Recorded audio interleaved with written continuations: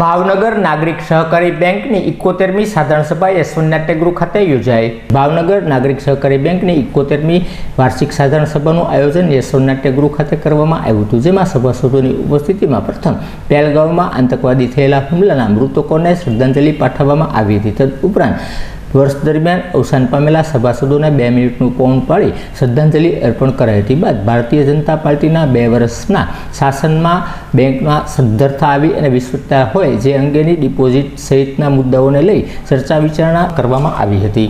બેંકના નાણાકીય પત્રકો પર દૃષ્ટિપાત કરતાં જણાય છે કે બેંકની નફાકારકતા જરાય ઊણી ઉતરી નથી અને ચાલુ વર્ષમાં ₹3 કરોડ અને 6 લાખનો નફો કરવામાં સફળ રહી છે અને હાલમાં અત્યારે બેંકની ડિપોઝિટ 188.96 કરોડ છે અને ધિરાણ 105 કરોડનું છે।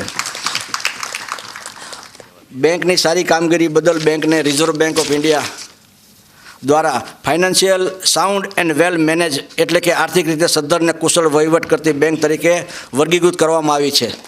બેંકનું NPA તારીખ 31/3/2023ના રોજ 9.32% હતું, જે 31/3/2024ના રોજ 4.10 થયેલ અને 31/3/2025ના અહેવાલ પ્રમાણે તેમાં 88 ઘટાડો થયેલ છે અને હાલ NPA માત્ર 2.64% રહેલ છે।